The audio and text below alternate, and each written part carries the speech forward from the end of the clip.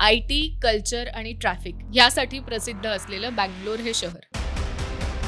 पण 1990च्या दशकामध्ये बँगलोरनी एक भयंकर स्वप्न पाहिलं. या स्वप्नाच्या केंद्रस्थानी होती एक नवाबांची फॅमिली. ही त्या नवाबी परिवाराची गोष्ट आहे. ही शाकिरे खलिलीची गोष्ट आहे.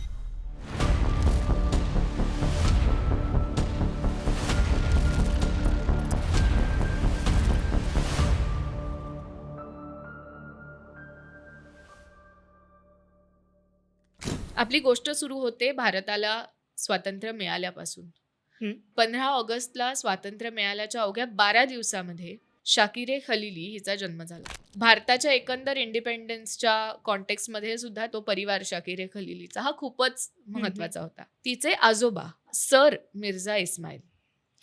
सर का तर त्यांना ती ब्रिटिशांनी पदवी दिलेली. ह्याचं कारण असं होतं की मैसूर, जयपूर आणि हैदराबाद ही जी संस्थानं होती त्या संस्थानांचे ते दिवाणजी होते. त्यांचे सगळे कारभार या तिन्ही संस्थानांचे हे बघायचे. म्हणजे इमॅजिन कर किती इन्फ्लुएन्शियल आणि पॉवरफुल श्रीमंत हे कुटुंब असेल. त्यांची मुलगी गोहरताज बेगम, हिचं लग्न झालं गुलाम हुसेन नमाजी ह्या माणसाची, जो इराणियन बिझनेसमॅन होता. आणि अजूनही इराणला नमाजी हॉस्पिटल्स ही खूप मोठी चेन आहे. म्हणजे खूप ही नमाजी फॅमिली ही त्यांतली खूप जास्त इन्फ्लुएन्शियल फॅमिली होती. ह्या फॅमिलीमध्ये म्हणजे जे असे देश बनण्यापासून जी अशी ओल्ड मनी रिच माणसं असतात त्यापैकी इराणमध्येही नमाजी फॅमिली होती. त्यामुळे हे दोघं जगभरात म्हणजे सगळीकडे त्यांचा तो वर्ल्डविंड रोमॅन्स सुरू झाला. आणि ही त्यामुळे शाकिरे खलिली ही जगभरात वेगवेगळ्या ठिकाणी वाढली. जसं शिक्षण सिंगापूरमध्ये झालं, काही वर्ष ती इराणमध्ये राहत होती. भारतातल्या वेगवेगळ्या फॅन्सी शाळांमध्ये तिचं प्रिव्हिलेज्ड शिक्षण झालं. वयाच्या 18व्या वर्षी ती प्रेमात पडली आणि तिचं लग्नही झालं. पण थोडी ह्याच्यामध्ये आपल्याला विचित्र वाटणारं डिटेल असं आहे की तिचं लग्न तिच्या फर्स्ट कझिनशी झालं. आणि त्यातूनही विचित्र तिच्या सख्या मावस भावाशी तिचं लग्न झालं, ज्याचं नाव होतं मिर्झा खलिली. आणि हे लॉ मध्ये पण फॉरबिडन आहे, हे रिलिजन्स मध्ये पण फॉरबिडन आहे. पण 18 वर्षाच्या मुलीला कोण समजावणार. मिर्झा हा इम्पल्सिव्ह शाकिरेच्या अगदी उलटा होता. तो अत्यंत काम, कंपोज्ड, टेनिस प्लेयर, टेनिसमध्ये सुद्धा उत्तम बिझनेस सेन्स असलेला, अत्यंत हुशार. त्यांनी लॉ कम्प्लीट केलं आणि मग सिव्हिल सर्व्हिसेसच्या एक्झाम्स दिल्या आणि तो एक डिप्लोमॅट म्हणून, IFS ऑफिसर म्हणून वेगवेगळ्या देशांमध्ये डेप्यूट व्हायला लागला. त्या दोघांचं पण जे संसार होता तो असाच वेगवेगळ्या देशांमध्ये, कधी तो कोलंबोमध्ये होता, कधी ऑस्ट्रेलिया, कधी पॅरिस, इराण, अशा वेगवेगळ्या देशांमध्ये. त्यामुळे ह्यांचाही संसार असा वेगवेगळ्या देशांमध्ये सुरू झाला. आणि त्यांना 4 मुली झाल्या ह्या सगळ्या संसारामध्ये. पण तरीही कुठेतरी शाकिरे खलिलीला मुलगाच हवा होता. युजली आपण परत सगळ्या स्टोरीज ऐकतो ज्याच्यामध्ये हे उलटा सिनारिओ असतो की जिथे पुरुष इन्सिस्ट करतो की मुलगा हवाय. इथे मात्र मिर्झा खलिली हा थोडा ओपन विचारांचा होता. त्याला त्याच्या मुलींवर तितकंच जास्त प्रेम होतं. जर मुलगा असता तरी तितकंच प्रेम केलं असतं. पण शाकिरे खलिलीला मात्र हवं होतं की आपल्याला मुलगाच असायला हवा. ह्या गोष्टीमुळे म्हणा किंवा त्यांच्या सततच्या होणाऱ्या बदल्या, सततच्या आयुष्यात त्यांचे बदल होत होते, यामुळे त्यांचं हळूहळू जे प्रेम होतं ते विरत गेलं. हळूहळू भांडणं व्हायला लागली. अशाच एका म्हणजे फेज दरम्यान ते रामपूरचा जो अर्स्टवाईल नवाब होता त्याला भेटायला दोघं दिल्लीमध्ये गेले. तिकडे त्या भेटीमध्ये त्यांचं आयुष्य पूर्ण बदलणार अशी व्यक्ती त्यांना भेटणार होती. त्यांचं नाव होतं मुरली मनोहर मिश्रा. उर्फ म्हणजे त्यांनी स्वतःच नाव बदलून मुरली मनोहर मिश्राचं नाव बदलून केलं स्वामी श्रद्धानंद. आता स्वामी श्रद्धानंद हा अत्यंत अजीब माणूस होता. हा एकतर काय म्हणतात कन्व्हेन्शनली अजिबात सुंदर नसलेला माणूस होता. बुटका होता, थोडासा स्थूल होता, काळा सावळा होता. चेहऱ्याचे फीचर्स पण अजिबात अट्रॅक्टिव्ह, सौंदर्याच्या डेफिनेशन मध्ये कुठेच सौंदर्याच्या डेफिनेशन मध्ये बसत नव्हता. ना तो खूप जास्त शिकलेला होता किंवा बोलायला चांगला होता. पण त्याच्यामध्ये असा काही स्पार्क होता जेणेकरून सगळे त्याला जे भेटतील ते परत परत त्याच्याकडे अट्रॅक्ट होतील. तो त्या नवाबांच्या प्रॉपर्टीज मॅनेज करायचा. आणि हा काळ जर पोस्ट इंडिपेंडन्सचा तू बघत असशील तर तो काळही असा होता ज्याच्यामध्ये बेसिकली ह्या सगळ्या नवाबांच्या प्रॉपर्टीज परत अनेक्स करून घेणं किंवा त्या सरकारी हे करणं, त्याला एक लिमिट ठेवणं, कॅप ठेवणं, उरलेल्या गोष्टी सरकार जमा करणं, ह्या सगळ्या प्रकारच्या गोष्टी चालू होत्या. त्याच्यापासून कसं वाचायचं, त्या कायद्यामध्ये काय पळवाटा निघू शकतात, ह्या सगळ्यामधले जुगाडू सोल्युशन्स देण्याचं काम हा माणूस बाबा करायचा. शकीरे खलिली आता त्यांची फॅमिली प्रॉपर्टी मॅनेज करत होती. तिच्या वाडवडिलांकडनं आलेली हजारो कोटी, म्हणजे आता त्याची व्हॅल्यू जर असती तर हजारो कोटीची व्हॅल्यू असती. तेव्हाही कोटींमध्येच व्हॅल्यू असलेली ही प्रॉपर्टी आता ती एकटी मॅनेज करत होती. आणि त्यामुळे ह्या श्रद्धानंद आणि तिची जास्त जवळीक झाली. तो तिला मदत करायला लागला. आणि मग हळूहळू ती त्याच्याशी ओपन अप झाली की कसा तिला मुलगा हवा आहे. प्रॉपर्टी मॅनेज करता करता त्यांनी हळूहळू तिला आपल्या जाळ्यामध्ये ओढायला सुरुवात केलं आणि तीही नकळत त्याच्याकडनं मिळणारं अटेन्शन किंवा ह्या सगळ्यामध्ये गुरफटत गेली. आता तिच्या नवऱ्याची मिर्झा खलिलीची बदली झालेली इराणला. ओके. जिथे ऍक्च्युली खूप मोठी पॉलिटिकल अपहिवल चाललेलं होतं. रेजिम चेंजच्या गोष्टी सगळ्या चाललेल्या होत्या. आणि तो इराणमध्ये असताना, ही साधारण 1980s मधली गोष्ट आहे, तो इराणमध्ये असताना तिने त्याच्याशी संबंध सोडायचं असं ठरवलं. ह्याचं कारण असं आहे की आता हळूहळू श्रद्धानंद हा तिच्याच घरी तिच्याबरोबर बँगलोरला राहायला होता. त्यांचं थोडंफार प्रेम सदृश काहीतरी सुरू झालेलं होतं. याचं एक कारण अजूनही असं होतं की त्याने तिला कन्व्हिन्स केलेलं की जर तुला मुलगा अपत्य हवं असेल तर तुला माझ्या बरोबरच संबंध ठेवून मी गॅरंटी देतो की तुला मुलगा होईलच. ओके. सो ह्या काय पुत्र प्रेमापोटी, पुत्र प्राप्तीसाठी आंधळी होऊन मग हळूहळू तो अजून त्या दोघांमध्ये भांडणं लावायचा की कसा हा फिरतीवर असतो, कसा हा तुला व्हॅल्यूज देत नाही. 1985ला जेव्हा मिर्झा खलिली भारतात येतो तेव्हा त्याला धक्का बसतो, कारण शकीरे खलिली ही त्याच्याकडे पहिल्यांदा डिवोर्सची मागणी करते आणि लगेच डिवोर्स घेऊन मोकळीही होते. ओके. डिवोर्स नंतर ती लगेचच स्वामी श्रद्धानंद बरोबर लग्नही करते. हळूहळू त्यांच्या ज्या 4 मुली होत्या, स्वतः तिची आई गोहरताज बेगम, ह्या सगळ्यांशी तिचं नातं हळूहळू तुटत जातं आणि तिच्या आयुष्यात हा श्रद्धानंद हा एकटाच माणूस उरतो. फक्त तिचं मनच नाही तर हळूहळू तो तिचा प्रॉपर्टी सुद्धा त्याच्यावर कब्जा करायला सुरुवात करतो. तो असं कन्व्हिन्स करतो की तुझ्या आईने त्या प्रॉपर्टी तुला मिळू नये ह्यासाठी अनेक केसेस केल्यात, पण तू त्याच्यात कशाला पडतेस, एक काम कर, तू एक पॉवर ऑफ अटर्नी दे जेणेकरून मी सगळे निर्णय बघू शकेल आणि तुला त्याच्यात पडायला नको, तुला तुझी लाईफस्टाईल, तुझी मौज मजा करता येईल. कारण अगेन लाडाकोडात वाढलेली ती लहानपणापासून आणि प्रिव्हिलेज मध्ये सिल्वर स्पून घेऊन ती वाढलेली होती. त्यामुळे तिलाही हे सोपं झालं की हा माणूस ऐती आपली सगळी करतोय, काही आपल्याला गरज नाही. तिला तेही दुःख होतं की आपली आई स्वतःची आपल्या विरुद्ध कट करतेय, पण तिने तशी पॉवर ऑफ अटर्नी करून आपली सगळी जी काही मालमत्ता होती त्याची जबाबदारी ह्या श्रद्धानंदला दिली. मीनवाईल त्यांचं दोघांचं लग्नही झालेलं. त्यांनी कन्व्हिन्स केलं की आता तू तुझं विल सुद्धा कर. ओके. आणि तिने त्या सांगण्याप्रमाणे अलेजेडली, अजून त्याच्याबद्दल कुठचे लिगल पुरावे नाहीयेत, हे रिपोर्ट्स मधनच काही आलेलं आहे, पण तिने अलेजेडली विल सुद्धा केलं ज्याच्या सोल बेनिफिशरी हा श्रद्धानंद होता.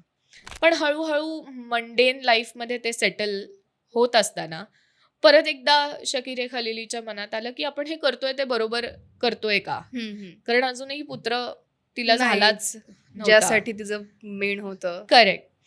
त्यामुळे मग कुठेतरी ते गिल्ट येऊन कुठेतरी एक तिला रिअलायझेशन झालं आणि तिने ठरवलं की आपण आता आपल्या मुलींशी ज्यांच्याशी संबंध तोडायला या माणसांनी भाग पाडले त्यांच्याशी परत एकदा आपण संबंध प्रस्थापित करण्याचा प्रयत्न करू. सो हळूहळू ती जशी तिची प्रेमाची पट्टी तिच्या डोळ्यावरून उतरली तसं ती छोटे छोटे प्रयत्न करायला लागली आपल्या मुलींच्या आयुष्यात जाण्यासाठी, आपल्या आईशी आपलं नातं थोडं सुधारावं ह्यासाठी.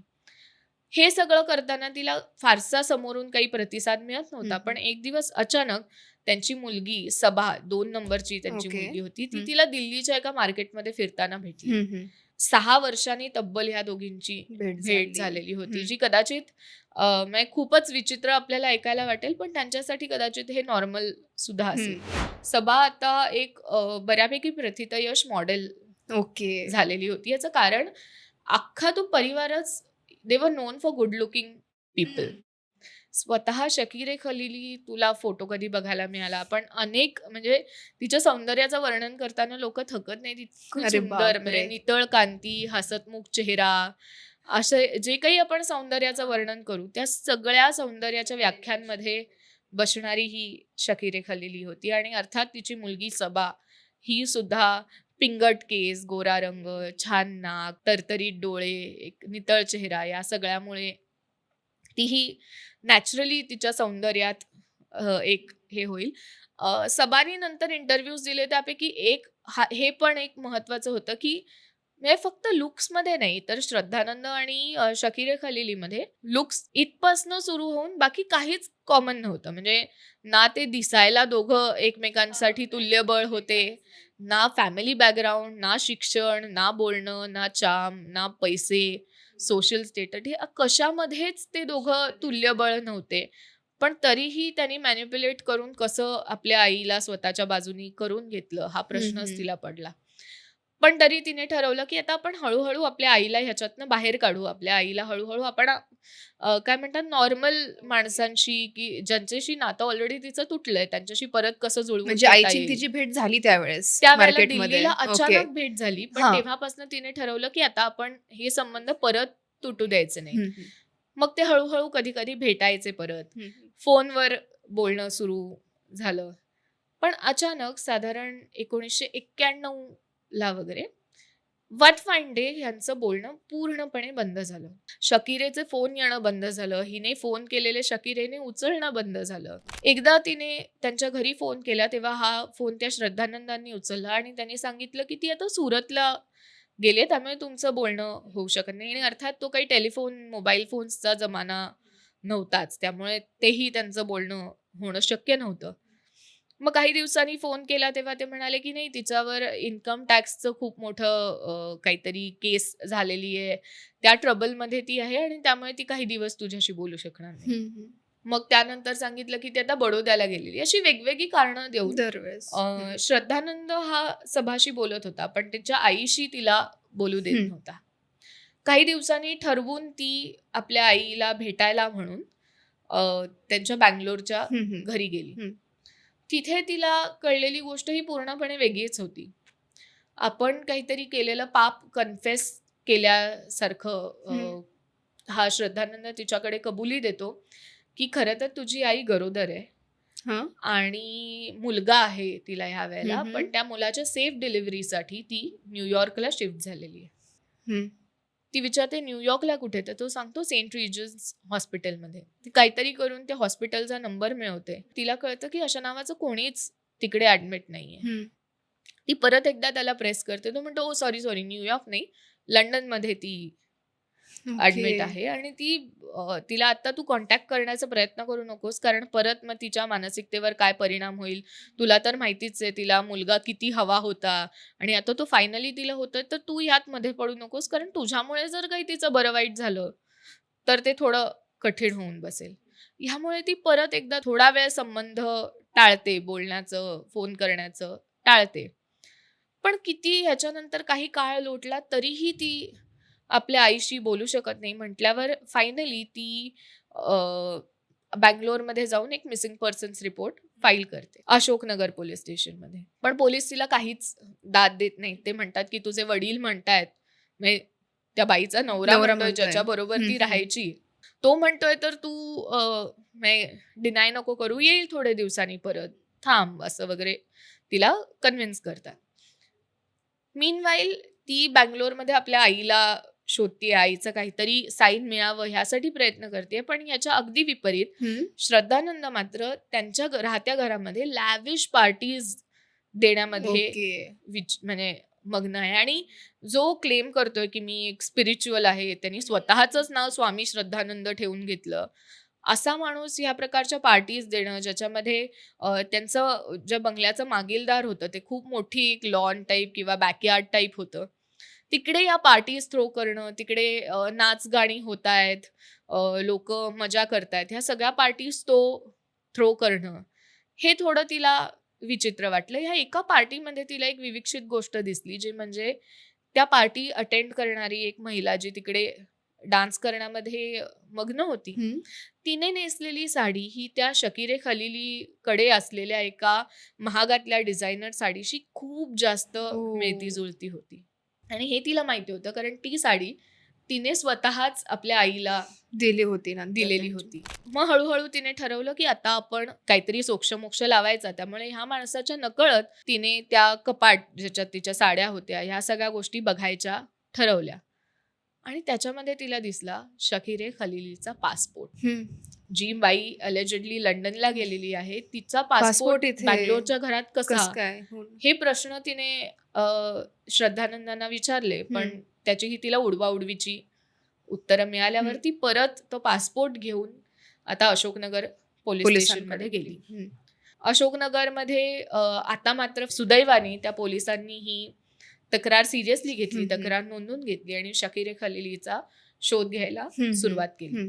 जसजसं त्यांना कळलं की कदाचित सगळे ॲरोज ह्या श्रद्धानंदकडेच पॉइंट आउट करतायत, आणि पहिल्यांदा ते जेव्हा श्रद्धानंदाची चौकशी करायला गेले, त्यानंतर लगेचच श्रद्धानंदांनी अँटिसिपेटरी बेल ॲप्लिकेशन केलं. त्यामुळे पोलिसांना त्यांना चौकशीसाठी ताब्यात सुद्धा घेता येत नव्हतं.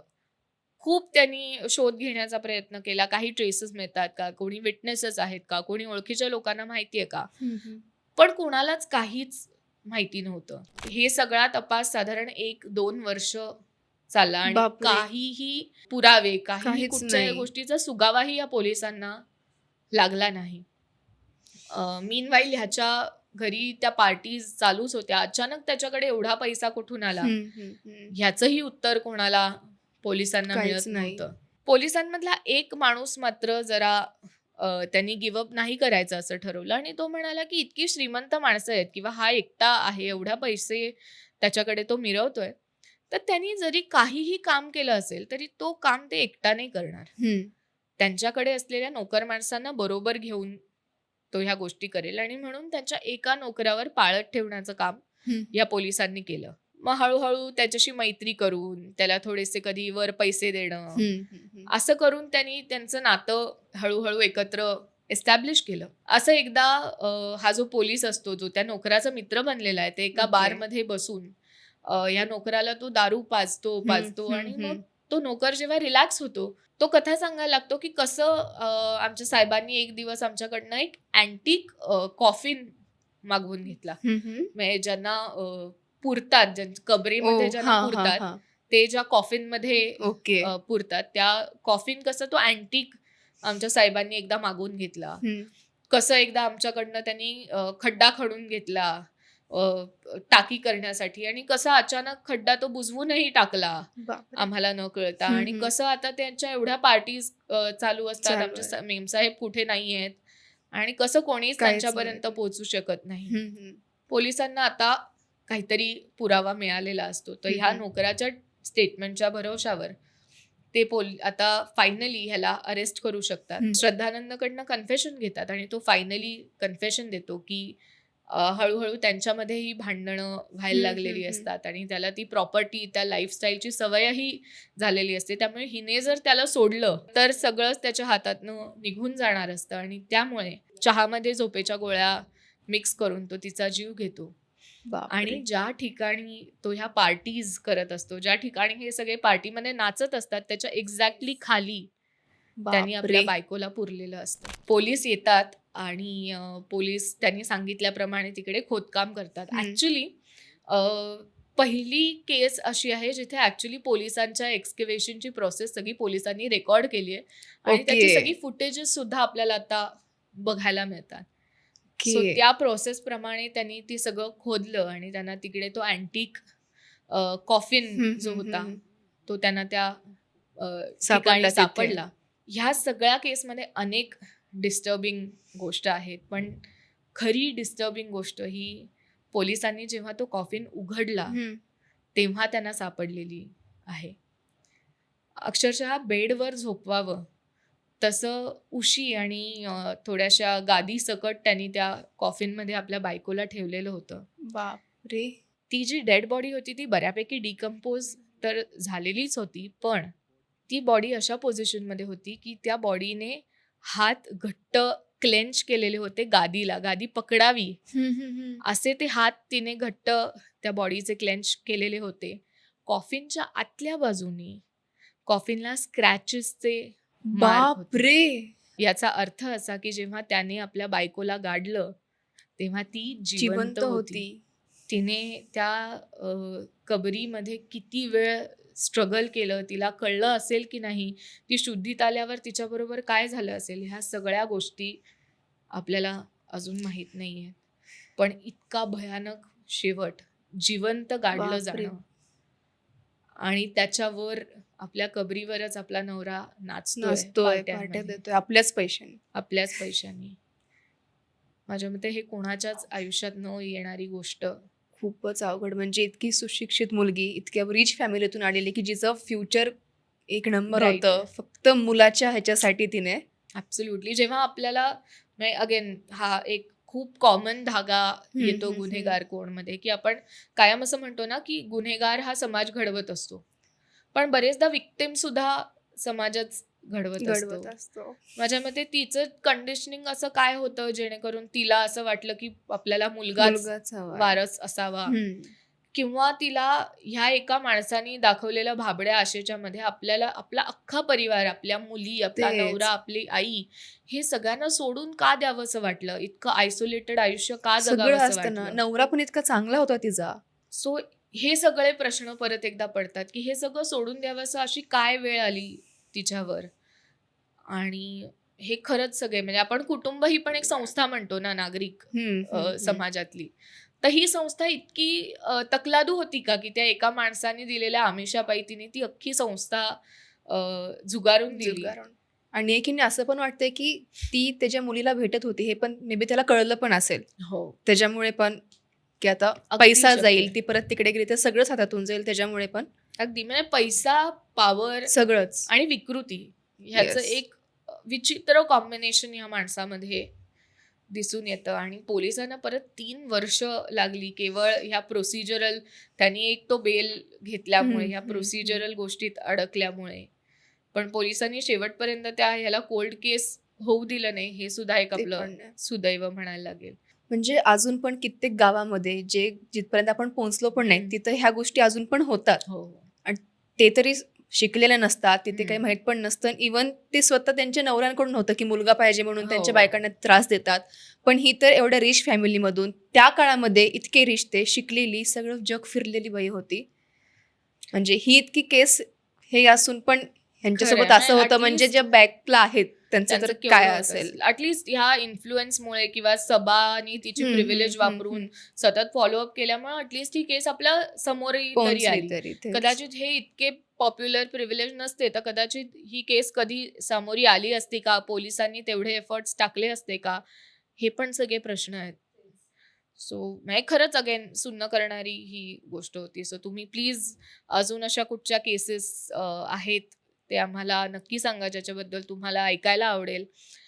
गुन्हेगार कोणबद्दल तुम्ही खूप प्रेम दाखवताय त्याबद्दल खूप खूप धन्यवाद. इंटरनॅशनल केसेस जर तुम्हाला काही ऐकायच्या असतील तर त्याही तुम्हाला आवडतील का ऐकायला, हे आम्हाला कमेंट सेक्शनमध्ये नक्की सांगा. आम्हाला नक्की आवडेल त्याबद्दल रिसर्च करून तुमच्यापर्यंत माहिती पोचवायला. आणि नागरिक शास्त्राला सबस्क्राईब करायला विसरू नका. हा व्हिडिओ जास्तीत जास्त लोकांपर्यंत पाठवा. धन्यवाद. बोलत राहूया.